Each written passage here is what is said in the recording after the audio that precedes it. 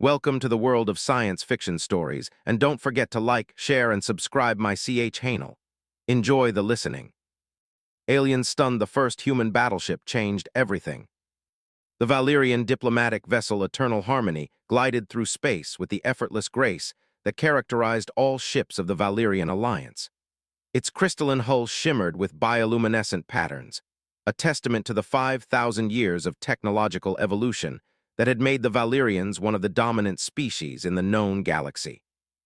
On the command deck, High Ambassador Zenfar watched the approaching human ship with a mixture of curiosity and barely concealed condescension. Primitive propulsion systems, noted Science Officer Vila, her translucent fingers dancing across the sensor interface. Chemical thrusters supplemented by what appears to be early fusion technology. Their vessel's hull is comprised of manufactured alloys rather than grown composites. Zenfar nodded, the iridescent plumage around his neck shifting in subtle patterns that conveyed his amusement to the other Valerians. As expected, the intelligence reports classified humans as a Category 3 species, space-faring but technologically underdeveloped. The human ship, designated the UES Concord, was indeed unimpressive by Valerian standards. Boxy and utilitarian, with visible weld lines and external radiator panels, it looked like a relic from centuries past to the Valerians, whose vessels were grown rather than built. "They're hailing us, Ambassador," announced communications specialist Rildax. "Open the channel." Zenfar smoothed his ceremonial robes, adopting the benevolent posture prescribed by the Alliance diplomatic protocols for first contact with lesser species. The view screen activated, revealing a human woman with dark skin and closely cropped hair. She wore a simple blue uniform with minimal ornamentation, further evidence of their primitive cultural development, Zenfar thought. "Greetings, representatives of the Valerian Alliance. I am Captain Maya Chen of the United Earthship Concord. On behalf of humanity, I welcome you to our system." Zenfar performed the traditional greeting gesture, his six-fingered hands forming intricate patterns. "Greetings, Captain Chen. I am High Ambassador Zenfar of the Valerian Alliance. We come in peace and friendship, seeking cultural exchange with your species." The diplomatic pleasantries continued as arranged, and within hours, a delegation of humans had transferred to the Eternal Harmony for the formal reception. The Valerians had prepared a grand welcome in their central atrium, a vast chamber filled with exotic plants from 100 worlds and illuminated by floating light spheres. Captain Chen arrived with 5 other humans, all in similar uniforms. Ambassador Zenfar noted their cautious but curious demeanor as they gazed at the alien architecture and technology surrounding them. "Your vessel is truly remarkable, Ambassador," said Chen, accepting a crystal goblet of Valerian nectar. "We've only achieved interstellar travel in the last century. Your civilization must be incredibly advanced." "Indeed," Zenfar replied magnanimously. "The Valerian Alliance spans 300 star systems and encompasses 27 sentient species. Our technological development began over 6 millennia ago." Science Officer Vila approached, her sensor wand discreetly scanning the humans. "If I may inquire, Captain Chen, our preliminary scans indicate your species has experienced multiple global conflicts in your recent history. How fascinating that you still managed to achieve unity and space travel despite such setbacks." Chen's expression remained diplomatic, but something flickered in her eyes. "Yes, humanity has had its share of wars. We've learned from them." The diplomatic meeting continued for several hours, with the Valerians explaining their political structure, technological achievements, and cultural history. The humans listened attentively, asking occasional questions but sharing relatively little about themselves. As the gathering concluded, Zenfar addressed the human delegation. "We would be honored if you would join us tomorrow for a tour of our scientific facilities. We are particularly interested in establishing a research outpost in your system's outer belt." "We would welcome that, Ambassador," Chen replied. "Perhaps afterward you might visit our colony on Mars. It's nothing as grand as your worlds, but we're proud of what we've built there." After the humans had departed, Zenfar convened with his senior staff in the private council chamber. "Your assessment?" he asked Vila. The science officer's plumage shifted to the blue-green pattern that indicated analytical thought. "They are exactly as our intelligence suggested, technologically primitive but adaptable. Their physiology is unremarkable, though they appear to have unusual endurance and physical resilience for bipedals. Their ship contains no weapon systems beyond point-defense lasers, added Security Chief Cravmore. They pose no threat to Alliance interests. Zenfar nodded in satisfaction. Excellent. I believe we can proceed with our plans for this sector. The humans will make suitable junior partners in the Alliance, providing raw materials and labor in exchange for our protection and technological guidance. The meeting was interrupted by an urgent communication from the Eternal Harmony's sensor array. Ambassador, the tactical officer's voice was tense, we're detecting multiple unidentified vessels entering the system at high velocity. They're not responding to hails. Zenfar rushed back to the command deck, the other officers following close behind. The main display showed 12 unknown ships approaching from the system's outer reaches. Their design was unlike anything in the Alliance database, asymmetrical, with jagged protrusions and pulsing energy signatures. Analysis, Zenfar demanded. Vila worked frantically at her console. Unknown configuration, but energy readings suggest significant weapon systems. Their trajectory will intercept our position in approximately 2 hours. Contact the humans, ordered Zenfar. Inform them we're detecting potentially hostile vessels. The communication was established quickly, but instead of Captain Chen, they were greeted by a different human, an older man with gray hair and a more elaborate uniform. Ambassador Zenfar, I'm Admiral William Donovan of the United Earth Defense Force. We're aware of the incoming vessels and have identified them as Ravagers, a hostile species we've encountered before. I strongly recommend you move your ship behind Mars for protection. Zenfar was momentarily confused. You're familiar with these entities? Your records made no mention of conflicts beyond your home system. There are many things we didn't share during our initial meeting, Ambassador. Standard protocol for first contact scenarios. The Admiral's expression was grim. The Ravagers are scavengers who target technological civilizations. They're drawn to energy signatures like your ships. Our vessel is equipped with defensive capabilities, Zenfar replied, somewhat offended at the implication that his people needed protection from primitives. With respect, Ambassador, your defenses won't be sufficient. The Ravagers use quantum phase weaponry that can penetrate standard shields. Please move your ship to the coordinates we're transmitting. Before Zenfar could respond, another alert sounded. The tactical display updated, showing new vessels emerging from Earth's orbit, 3 massive ships unlike anything they'd seen from the humans before. What are those? Whispered Vila. Admiral Donovan's expression remained steady. That, Ambassador, is the real United Earth Defense Force. The UEDS Thermopylae, Normandy, and Lake Gulf are battleships. The Valerian crew watched in stunned silence as the human warships accelerated toward the incoming threat. Unlike the diplomatic vessel they'd encountered earlier, these ships were clearly built for war. Their angular hulls were covered in weapon emplacements, and their engines left trails of blue-white energy as they moved with unexpected speed. I don't understand, Zenfar said slowly. Your civilization is pre-Alliance classification. You shouldn't have this level of military technology. As I said, Ambassador, there are many things we didn't share. The Admiral's tone was not unkind but firm. Now please move your ship to safety. We'll handle the Ravagers. As the Eternal Harmony retreated toward Mars, the Valerians watched their sensors in disbelief. The human battleships were deploying formations and weapon systems that suggested centuries of military development, not the primitive civilization they had catalogued. How is this possible? Zenfar murmured, watching as the lead human ship, the Thermopylae, began to power up weapon systems that rivaled anything in the Alliance arsenal. I believe, Vila said slowly, we may have severely misjudged the humans. The Ravager ships entered weapons range, and what followed would forever change how the Valerian Alliance viewed humanity. The human battleships moved with precision that spoke of extensive combat experience, coordinating their attacks with devastating effectiveness. The Thermopylae unleashed a barrage of energy weapons that cut through the lead Ravager vessel like it was made of paper. Those are graviton lance arrays, Cravmore said in disbelief. Alliance scientists have only theorized such weapons. How did the humans develop them? As the battle unfolded, the truth became increasingly clear to the watching Valerians. The humans had deliberately presented themselves as technologically inferior during first contact, a strategy no alliance species would have considered. They had hidden their true military capabilities behind a facade of primitive diplomacy. And now, as the human battleship systematically destroyed the Ravager fleet with technology the Valyrians had believed was centuries beyond Earth's reach, Ambassador Zenfar realized their calculated error. They had judged humanity by their apparent technology, not by their potential.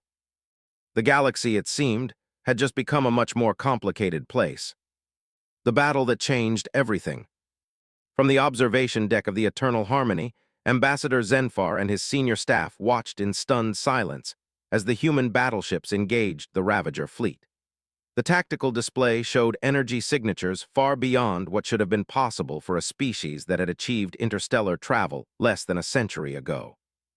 Their weapon systems are operating on principles we've only theorized, Science Officer Vila said, her voice barely above a whisper. The focused graviton beams, the phase-shifted shields, the reaction times of their targeting systems. This is not Category 3 technology. Security Chief Cravmore's plumage had shifted to the deep crimson of alarm. The human vessels are executing complex battle maneuvers that suggest extensive combat experience. Look at how they're systematically isolating the Ravager command ships. The largest human battleship, the Thermopylae, suddenly accelerated at a rate that seemed physically impossible, positioning itself between a group of Ravager vessels and the retreating Valyrian ship. Its shields flared as it absorbed enemy fire that would have struck the Eternal Harmony. The communication system activated, and Admiral Donovan appeared on screen again. His uniform was now adorned with combat interfaces, and behind him, the human bridge crew worked with practiced efficiency. Ambassador, we've detected 3 Ravager vessels breaking formation and heading toward your position. The Thermopylae will provide cover, but we need to get your people to safety. Prepare to receive a boarding party. Before Zenfar could object, the display showed a small human craft detaching from the Thermopylae and accelerating toward the Eternal Harmony. Minutes later, 6 humans in armored combat suits entered the Valyrian command deck. Unlike the diplomatic personnel they'd met earlier, these humans moved with the precision of trained warriors. Commander Sarah Reeves, Special Operations, announced their leader, her helmet retracting to reveal a face marked with old combat scars. We're here to establish defensive positions. The Ravagers will attempt to board your vessel. Board? Zenfar's confusion was evident in his wildly fluctuating plumage. Why would they target our diplomatic vessel when your warships present a greater threat? Commander Reeves was already directing her team to keep positions around the ship. Because the Ravagers aren't just after technology, Ambassador. They harvest sentient life forms. Your crew would be a valuable prize for them. This revelation sent ripples of fear through the Valyrian crew. Their species had never faced such existential threats, protected as they were by the Alliance's collective security. We don't have weapons, protested Cravmore. This is a diplomatic vessel. One of the human soldiers tossed him a compact device. Portable shield generator. Stay behind it if you can't fight. The next hour passed in tense preparation as the human team established defensive positions throughout the Valyrian ship. Through it all, Commander Reeves maintained communication with both the human fleet and the Valyrian crew, coordinating their survival strategy with remarkable clarity. Outside, the battle had intensified. The tactical display showed the human battleships executing a complex pattern that had divided the Ravager fleet into isolated segments. The Thermopylae had taken damage, but its weapon systems continued to function at full capacity, systematically destroying any Ravager vessels that approached the Valyrian position. You've encountered these Ravagers before, Zenfar said to Commander Reeves as they monitored the battle. Yet there was no mention of them in the historical records that you shared with us. Reeves checked her tactical display before answering. Humanity learned early on that revealing the full extent of our capabilities or challenges to unknown alien species wasn't prudent. We've been fighting various threats for decades, while presenting ourselves as relatively harmless to potential allies. A deception, Cravmore said, his tone accusatory. A precaution, Reeves corrected. Humanity hasn't always had positive experiences with technologically advanced species. We've learned to be cautious. The ship suddenly shuddered, and warning signals flashed across the Valerian systems. "Boarding pods detected," announced a Valerian officer, panic evident in his voice. "3 impact points on the lower decks." Commander Reeves immediately activated her tactical network. Teams Bravo and Charlie converge on breach points. Alpha Team secure the command deck and senior staff. Standard containment protocols. The Valerians watched in amazement as the human soldiers moved with practiced efficiency, their armored suits enhancing their already impressive physical capabilities. When the first Ravagers reached the upper decks, nightmarish creatures with multiple limbs and biomechanical implants, the humans engaged them without hesitation. The battle within the ship was as shocking to the Valerians as the space combat outside. The humans fought with a combination of advanced technology and brutal hand-to-hand combat skills that spoke of evolutionary development as predators. Commander Reeves herself eliminated 3 Ravagers that breached the command deck, her movements so fast they blurred even to Valerian perception. "How are you doing this?" Vila asked as Reeves returned from securing a corridor, her armor splattered with Ravager fluids. "Your species should not have these capabilities." Reeves checked her weapon before responding. "Humanity evolved on a death world, Officer Vila. Earth's gravity is 1.3 times what you're adapted to. Our atmosphere contains high oxygen levels that support intense physical activity. Our evolutionary path included surviving alongside apex predators and fighting constant territorial wars. We're built for this." Through the viewport, they watched as the Thermopylae executed a maneuver that should have torn apart a vessel of its size, positioning itself to deliver a devastating blow to the largest Ravager ship. The human battleship's main weapon, a spinal-mounted graviton lance, fired, the energy beam cutting through the enemy vessel from bow to stern. "Admiral Donovan reports the Ravager command ship has been destroyed," Reeves announced. "The remaining vessels are beginning to disengage, standard Ravager protocol when they lose central coordination." As the immediate threats subsided, Ambassador Zenfar found himself reevaluating everything he thought he knew about humans. This species, which the Alliance had classified as technologically underdeveloped, had just demonstrated military capabilities that rivaled or exceeded their own. The next day, as repair crews from both species worked to secure the damaged Eternal Harmony, Zenfar requested a formal meeting with the human leadership aboard their flagship. The Thermopylae's interior was a revelation, not the utilitarian design they had expected, but a masterful integration of advanced technology and practical human ergonomics. The ship contained extensive research facilities alongside its weapon systems, and the crew operated with a discipline that impressed even the Valerians. In the ship's conference room, Admiral Donovan met with the Valerian delegation. The walls displayed tactical data from the battle, showing how thoroughly the humans had analyzed and counteracted the Ravager threat. "I owe you an apology, Admiral," Zenfar began, his plumage arranged in the formal pattern of diplomatic humility. "We severely misjudged your species." Donovan nodded, his expression neutral. "A common mistake, Ambassador, one that has served us well in the past. But why conceal your true capabilities? The Alliance could have offered technological exchange, mutual defense pacts." "History," Donovan said simply. "Humanity's first encounters with other intelligent species weren't all peaceful.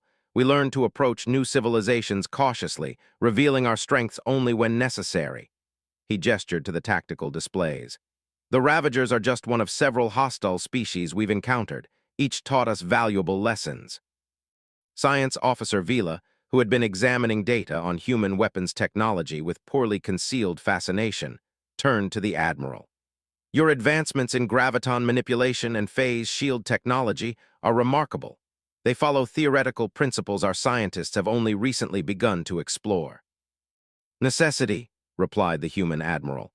"Earth was nearly destroyed during our first contact with the Crex Imperium a century ago. We survived by adapting rapidly, developing technologies that our enemies didn't expect from a primitive species." This revelation startled the Valerians. The Crex Imperium was known to the Alliance as a distant power beyond their borders, one they had carefully avoided confronting. "You fought the Crex and survived?" Cravmore asked incredulously. "The Alliance has considered them untouchable." "We didn't just survive," Donovan said quietly. We push them back beyond the Perseus arm. They don't venture near human space anymore. The implications of this statement hung in the air. A species that the mighty Valerian alliance feared had apparently been defeated by these humans, who until yesterday had been classified as a minor civilization of limited significance. I believe, Zenfar said carefully, that the Alliance's assessment of humanity requires immediate revision, and perhaps, Admiral, it is time for a more honest dialogue between our peoples. Donovan smiled for the first time since they'd met. I agree, Ambassador, but understand this. Humanity's caution isn't just tactical, it's philosophical. We've learned that in this galaxy, respect isn't freely given. Sometimes it must be earned through demonstration of strength. As the Valerian delegation prepared to depart, they watched a new fleet of human ships arrive from Earth.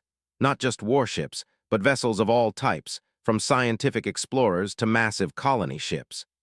Humanity, it seemed, was expanding into the galaxy with purpose and preparation. They concealed their true nature not out of deception, Vila observed as their shuttle returned to the repaired Eternal Harmony, but out of wisdom. Ambassador Zenfar nodded, watching the impressive human fleet through the viewport. A lesson for the Alliance, perhaps. We have become complacent in our technological superiority, categorizing species by their apparent advancement rather than their potential. What will you tell the Alliance Council? Asked Cravmore. Zenfar's plumage shifted to the complex pattern that indicated deep contemplation. The truth, that we have encountered a species unlike any in our records, one that survived trials we cannot imagine and emerged stronger for it, one that appears less advanced than they are by strategic choice, not limitation. He turned from the viewport to face his staff, his posture conveying the seriousness of his next words. And I will tell them that in humanity, the Alliance has not found a junior partner to guide and protect, but an equal whose friendship we should value and whose strength we would be wise to respect.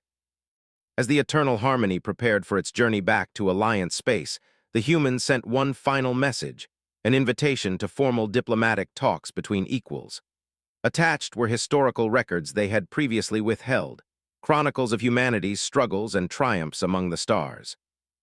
The galaxy, as the Valerians had known it, would never be the same.